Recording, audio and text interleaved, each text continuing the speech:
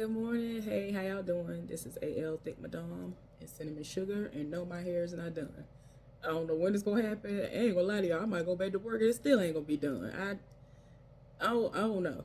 Anyway, that's not why we're here. We're here to discuss the most recent episode of Ready to Love, and I want to know what y'all think about it too. So, when it came back on, they finished out the last episode where they could have said that in zero point 0.2 seconds that Sierra went home. I can understand why everybody sent her home. I feel as though nobody is able to see more than one side of her. They just see the fun side. They don't see her serious side. They don't see, and I mean, I get all that. But people need to see that you are more than just one dimensional. And that's what she came across as to a lot of the dudes. And when she did try to bring out her serious side, it didn't register in time. And it kind of came across like, okay, am I doing this because the men have control? So now I'm gonna try to act like, this is what it is. Am I putting on like so I can get both sides? Because she, in turn, wants to be able to have a partner that sees her and they know they can have fun. They know that she's silly and all this other stuff. And I'm like, hey, I get that too because I'm a very silly person. But people know that I can be serious. People know that it ain't a game over here all day, every day. It's not. Like, I love to have fun. I love to laugh. Like, I love to laugh and joke and all the other stuff. But you know that there's a serious side to me, too. You know I can be neutral. You know there are many sides to me. And it's displayed without me feeling like, okay, well, let me display this because I feel like they might not see that side of me right now. And I don't want them to lose interest. That's really what it came across as.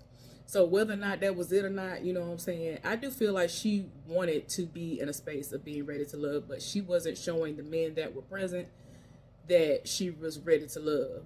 So anyway, so now, given the fact that I think Jessica is her name, was up there, was on the chopping block as well, and she got saved because they only sent one person home, now she is out for blood and she wants to get a definitive answer as to who sat up there and said that she's combative. Everybody who got eyes, everybody who got common sense can figure out and know that it's Chris. But when she got everybody in the room, people kept saying it wasn't me, it ain't me, it wasn't me. And he even tried to sit up there and say, well, wouldn't nobody say that. That ain't even, we wouldn't dare. And I'm looking like, what? He got up there and blatantly lied. Like, I was like, wait a minute, sir. Wait a minute. Like, y'all don't have a connection at all anymore because you want her to be very feminine and soft and all this other stuff. And that's not what she is. She's giving what the people like to call alpha female energy, and you don't see that softer side. Okay. So that means the connection is now over and y'all have moved on and now y'all are forming connections with other people. At least that's what it should have been. But it's like things are still lingering, and instead of when he would get in the meetings with people, he would just be like, we had a connection and then it went away. It's being brought to everybody's attention that he feels as though she has been combative. And that's the word that Maria used during the sentencing, as I want to call it. And so, yeah, like I said, she's out for blood. And she just wanted to see if you're going to say it. I mean, it was obvious that everybody knew who it was, but he wasn't man enough to even say nothing. Maria in the room like, man, Maria had to get up and get up out. Like, he was just like, man, I can't even deal with this because, you know what I'm saying? I'm thinking at least if this going to be brought up, the person that's in the room know it's them who said this. I'm thinking they're going to be man enough to stand up and say, I said this, and they ain't even saying it. They sit up and lie. And so now he on the chopping block, so to speak. And now Jessica looking at him sideways, even if they never had any beef at all. Now she looking at him sideways. Like, come on now. So that was crazy. Mario had to get up out of there and go decompress. He had to go do something. So anyway, I just don't understand why he didn't man up to it. Because it's like, why are you trying to act like you ain't say this? And then production decided to be messy in a sense. And they played back that beautiful bean footage. It shows that he indeed did say these things. Because it's like, why even lie? You were there. You said these things about this woman. You know what I'm saying? You had a certain experience with her. And you even said that you wish that you were having the experience that Maria is experiencing when it comes to him, having his moments with her versus the moments that you've had with her. It is what it is. So Katarina went in the room and was looking for Maria because she was like, let me go check on him and see what it's hitting for. And so she was just like, that situation is crazy. What I don't like about Katarina is that whenever a situation arises with the women, she always comes across as a pygmy. Whenever a situation happens, it's like, I'm trying to get me a man, so let me say what I need to say in this moment. And I don't know, maybe I'm getting that wrong, but is anybody else picking up on that? Because it's like every single time something pops off, she always be like, well, if that's what they giving off, then that's what it is. And it's like, that might be what that one particular person is getting, but everybody as a whole is not getting that from that person. Now, a lot of people are finding fault with Janelle, but some people will not stand on it because they might become fearful of what she might do, how she might blow up. We gonna get there eventually, but eventually Janelle does go outside to check on Jessica, see how she doing, and they bring up this conversation about how people love to say that women are being combative, and y'all know that's mainly synonymous with us black women. They love saying we got all these attitudes. We combative, we argumentative, we all of this. But they don't say none of this about the Latinas that do the same thing, that set it off to a millionth degree. They do the same thing. They'll do the exact same thing, but because they got an accent with it, they can say everything in English, but there's an accent with it, and they'll be like, oh, that's so sexy. But a black woman can do it, and it's an attitude, it's all this negative connotation attached to it. Tell me if I'm wrong. Correct me if I'm wrong when it comes to that. I'm just using them as an example. There are other races of women, nationalities of women that do the same thing when provoked, and not as a whole. Yet again, that's another thing I don't like. There are some black women that do certain things, but then y'all want to couple all of us together and be like, all of y'all, let's just make this into a stereotype and say, all y'all black women do this, all y'all got an attitude, and all y'all this. And it's like, no, that's not the case, but okay. Tell me why. Oh my gosh, I don't know why this happened. I don't know what was happening. We barely even saw Phil interact like that for real in this episode, but somebody was like, man, Phil is broke. He is so broke. I ain't even gonna say it the way they said it, but they made me holler when they said it. And I was just like, why did you even say this? What's wrong with you? But anyway, this whole episode almost was like, let's check on Marie, because Maria feels some type of way, because now the burden of everything that has happened is now laying at his feet. And now let's try to comfort Jessica as well, because she's the one who has received this criticism when only one person has experienced this with her. I don't know. And Maria, I don't know why I keep saying Maria did feel some type of way. But in all honesty, in my mind, I would be like, man, that's messed up, because I was the messenger. Maybe I shouldn't have said that, because that was not the general consensus of everybody. But it's just the way he said it so often, Chris, it was kind of hard for him not to have that in his mind. So I get that. So yeah, it was a mess. I don't even know why I'm pulling this off right now. I'm doing the most. But anyway, so yeah. So to take a small break from the foolishness, the guys went outside and went fishing. And what's hilarious is most of them didn't know what they was doing, hadn't fished in forever. And certain people's lines, lure, and all that stuff was tangled and twisted and tied up. And I was just like, wait a minute, I don't know how to fish. I didn't even know that's wrong. And so some of the ladies came outside and they got the fishing lure, line, and all that stuff right for them, was helping them catch fish or whatever. Lee has been having somewhat of a tough time reconnecting with Quentin, especially on this trip, because Janelle has been commanding all of his time. All the ladies have been having like issues with getting anything from him, especially on this trip, because she has been on it. Leave him alone for 5 seconds is a wrap. Like, it's just like, oh my gosh. Like, my thing is, sir, you do know that this is a competition, and she's not necessarily going to be the one that you're going to end up with. But when you know, you know. But at the same time, I don't think he know yet. And I'm really trying to root for her though. But some things have been being shown, and I'm just like, oh girl, I don't know. I don't know about this. But this heifer was all the way in the house. Almost all the other ladies were outside on the dock with the dudes fishing and all that other stuff. Lee was in the middle of removing a fish to throw it back into the water for Quentin when she didn't peeked her head out the door, was like, hey babe, you caught a fish for us? And so he keeps responding. It's just like, you might as well just go sit in the house next to her all day if you're gonna be like this. People trying to interact with you, but you do. I can't. I really cannot. I cannot do it. It's a mess, but it's okay. It's all right. But yeah, eventually he leaves her with the fishing pole and he goes to the house to walk her down there, and they're talking and all this other stuff, and I'm just like, ooh, child. So Chris decides to have a moment with Lee on the same dock, and he had ended up buying a gift for her. He bought her a pair of sandals, and I just was like, I don't know if it's sincere. I don't know. It just kind of, at times, it just seemed like when moments like this happen, it seemed like he's doing what he know he got to do because the power is not in the men's hands this week or in this moment. So he like, let me throw as many straws out there as I can. Let me throw as many lures out there as I can and see what will snatch up on there. Let's see what I can get. let me see what I can catch with this. And I don't know. I don't know if I'm here for it. I don't think it's real. I don't see it. But I could be wrong. Maybe, as we've seen in the past, maybe it's a lot of stuff that we are not seeing that is happening behind the scenes. But I don't see the connection between Chris and Lee at all, in the slightest. That was a nice gesture or whatever. She thoroughly enjoyed it. She said that made her day. Hey, it is what it is.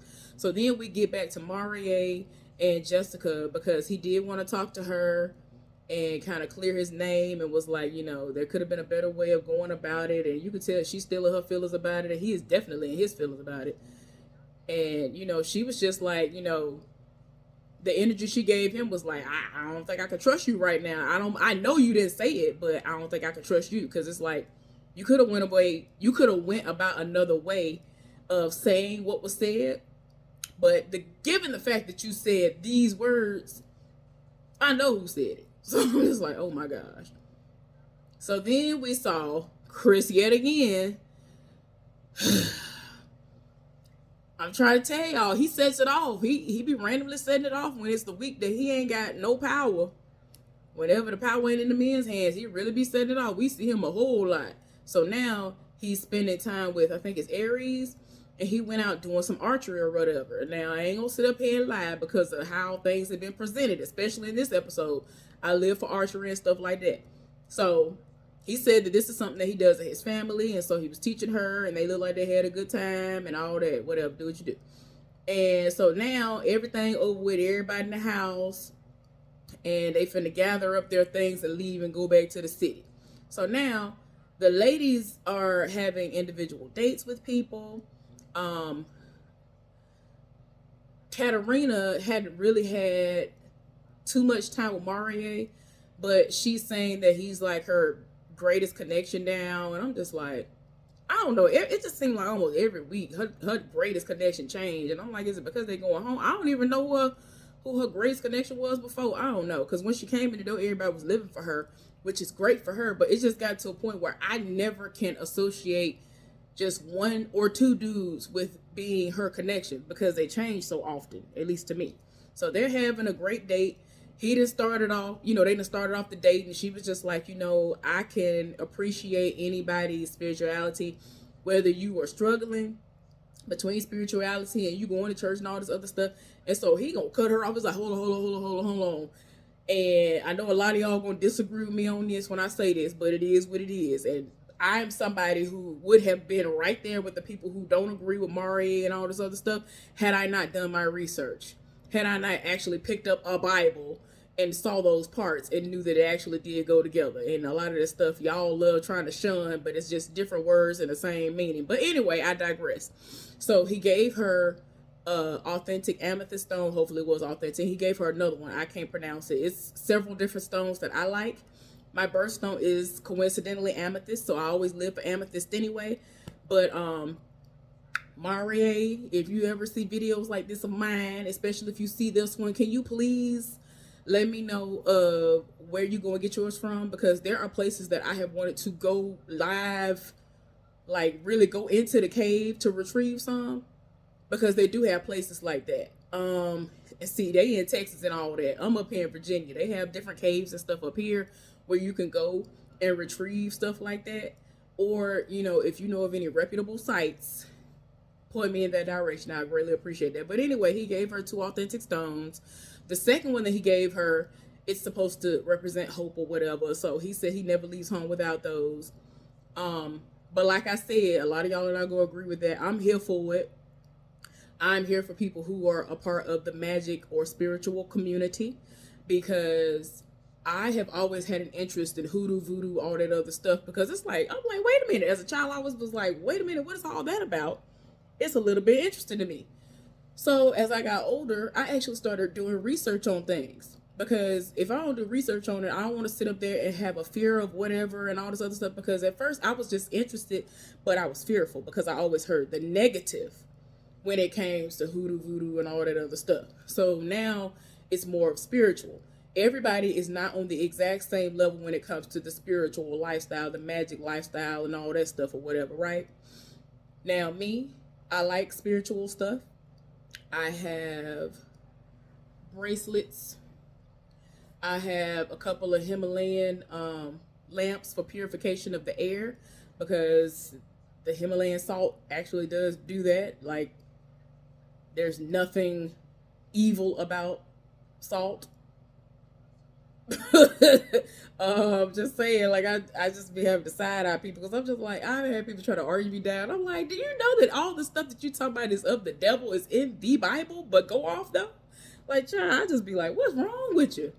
And like a lot of the herbs and things that some of the people use that are a part of the spiritual community is in the Bible. There's nothing wrong with positive affirmations. There's nothing wrong with positive affirmations. Nothing. Like, that's why I just be looking at people like, hey, do what you do. If you want to be ignorant to stuff, you're choosing to be ignorant to stuff because you don't understand it, because you didn't do your research, just say that. It is what it is. But to the people who I have put on when it comes to spirituality and all that stuff, hey, appreciate y'all for listening. Appreciate y'all for saying, you know what, I did think this way before you told me about that, and I looked it up and it really is in the Bible. Oh, okay then, thank you. That's all you got to do, instead of saying no to something or I don't agree with it because you just decided to just assume that it's something that's evil or negative when it's not. But anyway, like, when it comes to the tarot cards and all that stuff, I don't know if I would ever be into getting that done. When it comes to certain spells and all that stuff, as I've mentioned before, I'm definitely not into any of that stuff where the people are consuming and using human or animal blood and all that stuff. And I'm not trying to open no portals per se. I'm not trying to do none of that. I just like the positive affirmations. I like the things that the crystals are known to do with the purification of your body, the air, and all this other stuff, and all of that. That open it up your chakras. I'm just saying, if something actually works, I am here for that. I don't see what's wrong with positive affirmation, but I thought that was really nice that he gave her those stones. So I was all the way here for that. But I don't know if they are an actual match like that. He don't seem to have no matches in the house. His matches seem to pretty much change up from week to week too. So I'm just like, yeah, Marie might as well just go and leave and try to find somebody somewhere else out there in the world, but it ain't working. I don't see, but anyway, back to Marie and Katarina. I don't see it. I don't see it. I really want something amazing to happen for Marie in the love department, but I don't see that on this show. I don't see it. I just don't. As I already said before, not trying to be mean about it, but Katarina does come off as a pick-me that says what she feels like she needs to say in the moment so that it will appeal to men that she sees it for in that moment that she can get through on the show. Some people are on this show to make it to the end, and I just don't see it for her. I don't see it.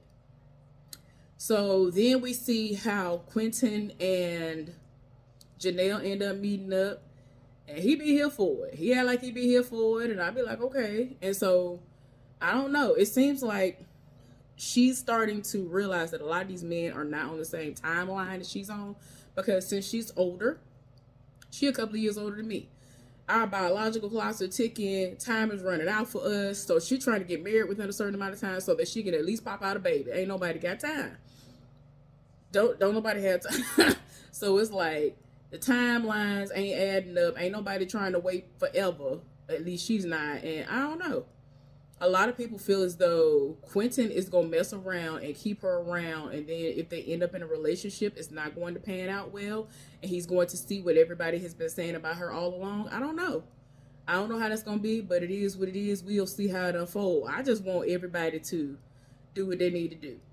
I don't know how I feel about Aries, I think, and Phil being together. Cause like I told y'all before, everybody talking about he give off broke vibes or he is broke or something. I don't know. They be killing me talking about this man. But they seem like they get along. I don't know though. I don't know. Like she seems very, very happy when she talks to him and all of that. But we'll see. I ain't gonna lie to you. I was kind of out of it when they was talking. But anyway, the ladies' lounge happened. And the combative stuff was brought up again, and it's a mess. And I'm just like, Lord, I'm just actually shocked it didn't go down like it normally does. And so, yeah, we end up going through the ladies' lounge, and then we had the production decided to be real messy yet again. And they had Jessica and Chris meet up on a date, and then they had Marie and who met up with Marie and Aries, I think, met up on a date. And so everybody is now aware in recent years that something has gone down. Everybody that met with Tommy, so it's like, I don't know if I'm going home, but hopefully I will, know that I'll be the one staying and whoever the other person is be going home. Every now and again, they send everybody to the house. Just saying. It is what it is. So after everything was said and done, Marie got to stay and Chris had to leave. But Chris, before he left, because I was confused, I was like, I know this preview is a lie from last week. I was like, ain't no way. Chris to cuss this woman out of some more. But it did make sense, because I'm like, is the editing that crazy? That y'all sat up there and she was very calm, cool, and collected. And he just like, F you in the house and the horse you rode in on. And I'm just like, what? He was like, F you and anybody who stands behind you. And he just went off. I was just like, okay, I understand that you now are not going to be on the show anymore, but was any of that necessary? I just want to know what the additional, words were that were spoken between the two of them for him to just have this. Because she had a calm demeanor. I don't know. Some people said she had that demeanor like she came in the door like, yeah, I got you where I want you. So I ain't got to blow up on you. We got the power this weekend. You finna go home. So it don't even matter how you take this. And I'm the one who got to deliver the news to you? Yeah. I was like, oh my gosh. But yeah, this man done cussed her out in some more. Then got up and walked out. I'm sorry. I just don't feel as though all of that was necessary. You had to cuss that woman out. It just wasn't necessary. He did the most. And it's just like, dang. It's coming across like I didn't get my way. Let me pout and run off and slam my toys as I go out the door type situation. Like, what? I was like, sir. I don't know. But anyway, y'all let me know what y'all think about that. Do y'all think that he was justified in acting the way he did? Because I was just like, sir, what was the reason? What was the reason? Now, I ain't going to sit up here and try to make it seem like she's an angel. A lot of people actually think Janelle is way worse. So I'm just like, I just think that she's an alpha male and he, an alpha female and all of that, and that's what that is. But anyway, bye, y'all.